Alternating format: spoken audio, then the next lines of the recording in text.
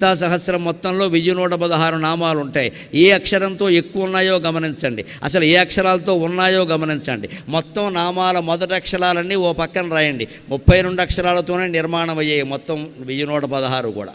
మొదటి అక్షరాలు రాస్తే ఏదో కాతో కొన్ని, సాతో కొన్ని, మాతో కొన్ని, ఆతో కొన్ని అలా ఉంటే 32 అక్షరాలు ఉంటాయి. ఎందుకంటే అమ్మవారి మణిద్వీపంలో 32 మెట్లు, అందుకని అంత ప్రణాళికాబద్ధంగా రాశాడు. అందులో కూడా నా సరదా కొద్దీ నేను పరిశోధన చేశాను. సరే 32 అక్షరాలతో ఉన్నాయి, ఏ అక్షరంతో ఎన్ని మొదలయ్యాయనేది పూర్వమే భాస్కరాచార్యుల వారు వాళ్ళు చేశారు. దానికి ఎన్ని దీనికి ఎన్ని అని చెప్పారు. అది కొంచెం ఇంకా లోతుగా ఆలోచిస్తే నాకు లలితా సహస్రం ఎందుకో నాకు అర్థమైంది. దాని అంతిమ ఉద్దేశం ఏమిటో. అన్నిటికంటే సకారంతో ఎక్కువ నామాలు ఉంటాయేమో. 122 నామాలు ఉంటాయి.